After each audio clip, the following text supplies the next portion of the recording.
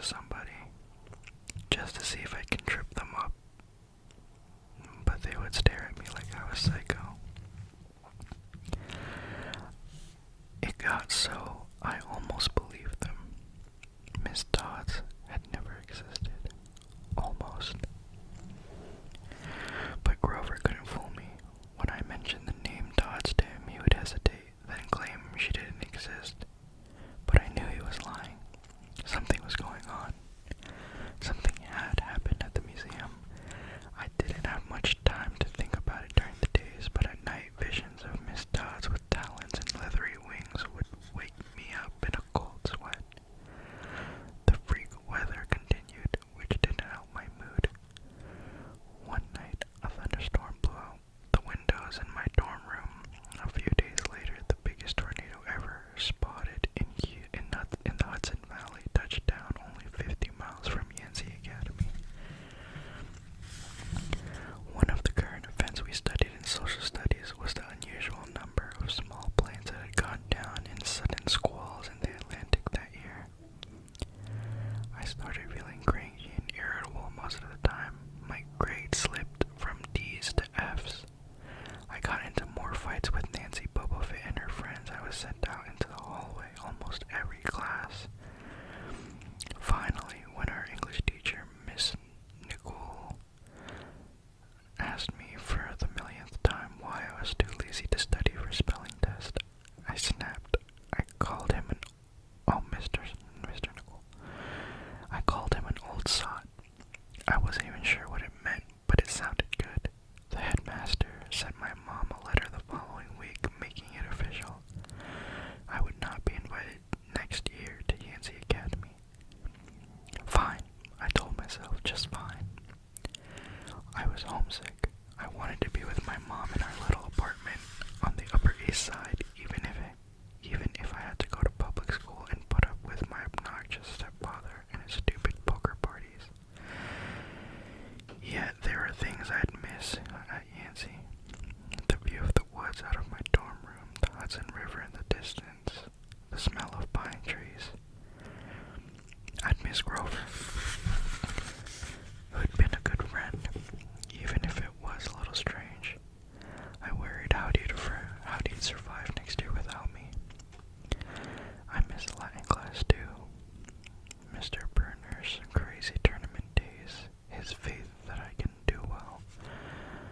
As exam week got closer, Latin was the only test I studied for.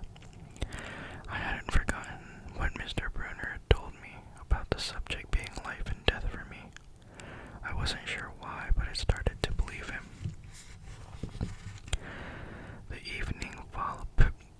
The evening before my final, I got so frustrated I threw the Cambridge Guide to Greek Mythology across my dorm room. Words had started swimming off the page, circling my head, the letters doing 180s, as if they were riding skateboards. There was no way I was going to remember the difference between a chiron and a chiron and a charon, or polydictes and polydeuces, and conjugating those Latin verbs. Forget it. I paced the room, feeling like ants were crawling around the inside of my shirt.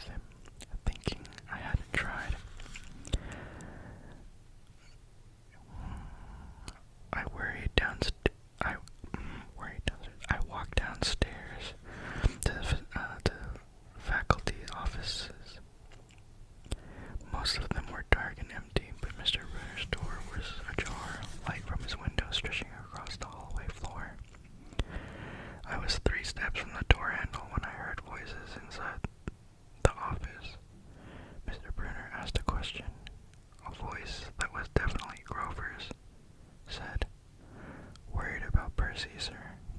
I froze. I'm not usually an eardropper, but I dare you to try not listening if you hear your best friend talking about you to an adult. I inched closer. Alone this summer, Grover was saying. I mean, a kindly one in the school. Now that we know for sure, and they know too, we would make matters worse by rushing him, Mr. Brunner said.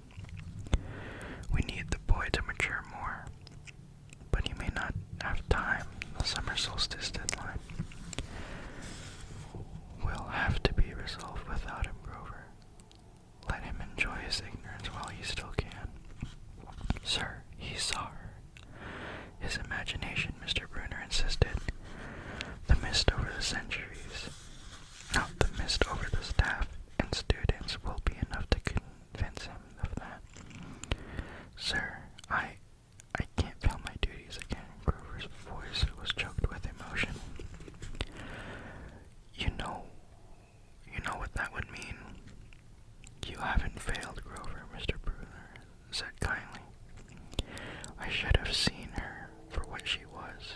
Now let's just worry about keeping Percy alive until next fall. The mythology book dropped out of my hand and hit the floor with a thud. Mr. Brunner went silent. My heart hammering, I picked up the book and backed down the hall. A shadow slid across the lighted glass of Mr. Brunner's office. The shadow was something much taller than my wheelchair-bound teacher, holding something that looked suspiciously like an archer's bow. I opened the nearest door and slipped inside. A few seconds later, I heard a pop. I heard a slow clop, clop, clop, like muffled wood blocks, then a sound like an animal snuffling right outside my door. A large, dark shape paused in front of the glass, then moved on. A bead of sweat trickled down my neck. Somewhere in the hallway, Mr. Brunner spoke. Nothing, he murmured. My nerves haven't been right since the winter solstice. Mine neither, Grover said. But I could have sworn. Go back to the dorm, Mr. Brunner told him. You've got a long day of exams tomorrow. Don't remind me. The lights went out in Mr. Brunner's office. I waited in the dark for what seemed like forever. Finally, I slipped out into the hallway and made my way back to the dorm. Grover was lying on his bed studying his Latin exam notes like he'd been there all night. Hey, he said, bleary-eyed. You going to be ready for this test? I didn't answer. You look awful, he frowned. Is everything okay? Just tired. I turned so he couldn't read my expression and started getting ready for bed. I didn't understand what I heard downstairs. I wanted to believe I'd imagined the whole thing. But one thing was clear. Grover and Mr. Brunner were talking about me behind my back. They thought I was in some kind of danger. The next afternoon, I was leaving the 3-hour Latin exam, my eyes swimming with all the Greek and Roman names I'd misspelled. Mr. Brunner called me back inside. For a moment, I was worried. He'd found out about my eavesdropping the night before, but that didn't seem to be the problem. Percy, he said, don't be discouraged about leaving Yancy. It's for the best. His tone was kind, but the words still embarrassed me. Even though he was speaking quietly, the other kids finishing the test. The other kids finishing the test could hear. Nancy Bobovitz smirked at me, made sarcastic little kissing motions with her lips. I mumbled, "Okay, sir." I mean, Mr. Brunner wheeled his chair back and forth like he wasn't sure what to say. This isn't the right place for you. It was only a matter of time. My eyes stung. He was was my favorite teacher, in front of the class telling me I couldn't handle it. After saying he believed in me all year, he was telling me I was destined to get kicked out. Right, I said, trembling. No, Mr. Brunner said. Oh, confound it all. What I'm trying to say, you're not normal, Percy. That's nothing to be. Thanks, I blurted. Thanks a lot, sir, for reminding me. Percy.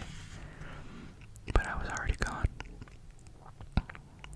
On the last day of the term, I shoved my clothes into my suitcase. The other guys were joking around, talking about their vacation plans. One of them was going on a hiking trip to Switzerland. Another was cruising the Caribbean for a month. They were juvenile delinquents like me, but they were rich juvenile delinquents. Their daddies were executives or ambassadors or celebrities, and I was a nobody from a family of nobodies. They asked me what I was going to be doing this summer, and I told them I was going back to the city. I didn't tell them that I'd have to get a summer job walking dogs or selling magazine subscriptions and spend my free time worrying about where I'd go to school in the fall. Oh, one of the guys said, that's cool. They went back to their conversation as if I'd never existed. The only person I dreaded saying goodbye to was Grover, but as it turned out, I didn't have to. He'd book a ticket to Manhattan on the same Greyhound as I had. So there we were, together again, heading into the city. During the whole bus ride, Grover kept glancing nervously down at the aisle, watching the other passengers. It occurred to me that he had always acted nervous and fidgety when we left Yancy, as if he expected something bad to happen before I'd always assumed he was worried about getting teased, but there was nobody to tease him on the Greyhound. Finally, I couldn't stand it anymore. I said, looking for kindly old ones. Grover nearly jumped out of his seat. What do you mean? I confessed about eavesdropping on him and Mr. Brunner the night before the exam.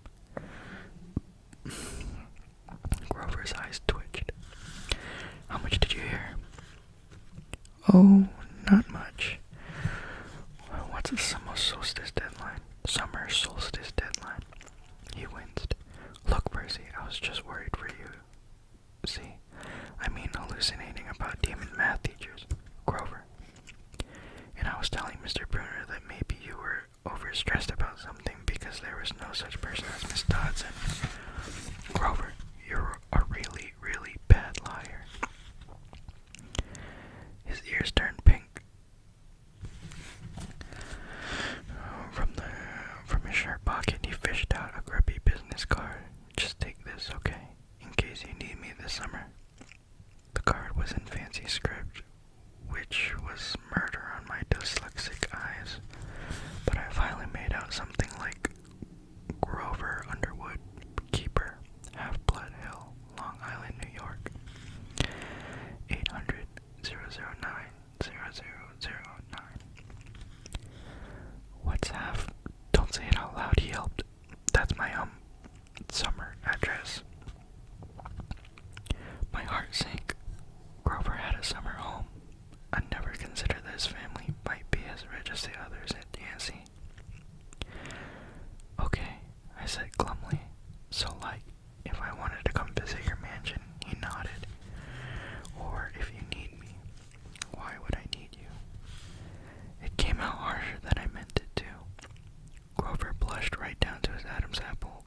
Look, Percy, the truth is, I kind of have to protect you. I stared at him. All year long, I'd gotten into fights, keeping bullies away from him. I'd lost sleep worrying that he'd get beat up next year without me. was, acting like he was the one who defended me. Grover, I said, what exactly are you protecting me from?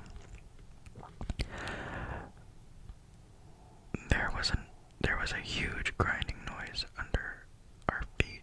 Black smoke poured from the dashboard, and the whole bus filled with the smell of rotten eggs. The driver cursed and limped the Greyhound over to the side of the highway. After a few minutes clinking around in the engine compartment, the driver announced that we'd all have to get off. Grover and I filed outside with everybody else. We were on a stretch of country road, no place you'd notice if you didn't break down there. On our side of the highway was nothing but maple trees and litter from passing cars. On the other side, across 4 lanes of asphalt shimmering with an afternoon heat, was an old-fashioned fruit stand. The stuff on sale looked really good. Heaping boxes of blood red cherries and apples, walnuts and apricots, jugs of cider, in a clawfoot tub full of ice. There was no customers, just 3 old ladies sitting in rocking chairs in the shade of a maple tree knitting the biggest pair of socks I'd ever seen. I mean, these socks were the size of sweaters, but they were clearly socks. The lady on the right knitted one of them. The lady on the left knitted the other. The lady in the middle held an enormous basket of electric blue yarn. All 3 women looked ancient, with pale faces. Wrinkled like fruit leather, silver hair tied back in a white bandana, bony arms sticking out of bleached cotton dresses. The weirdest thing was they seemed to be looking right at me. I looked over at Grover to say something, but I looked over at Grover to say something about this and saw the blood had drained from his face. His nose was twitching. Grover, I said, hey man, tell me they're not looking at you. They are, aren't they? Yeah, weird, huh? You think those socks would fit me? Not funny, Percy. Not funny at all.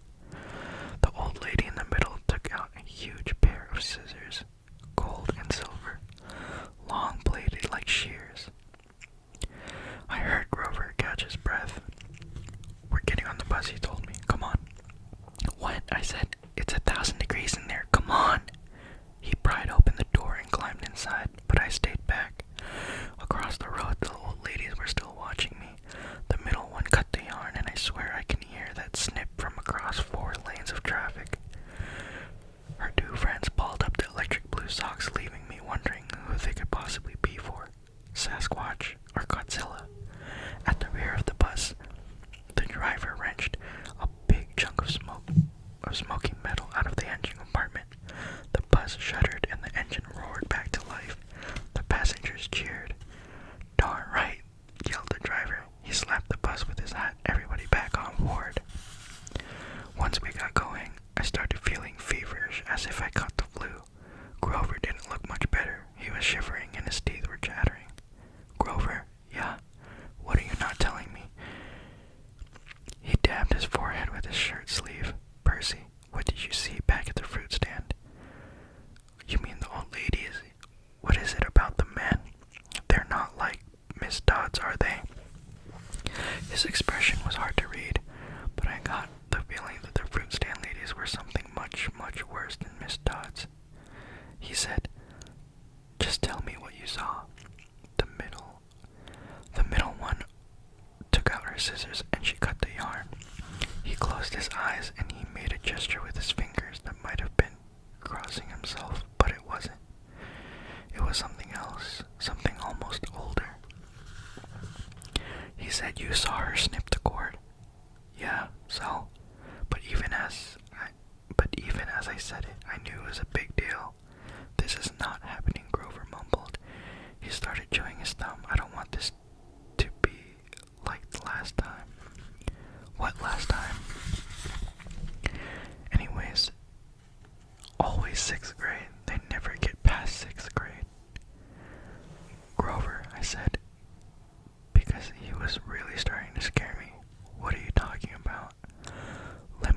walk you home from the bus station. Promise me. He said, this seemed strange. This seemed like a strange request to me, but I promised he could. This is like a superstition or something? I asked. No answer. Grover, that snipping of the yarn, does that mean somebody's going to die? He looked at me mournfully, like he was already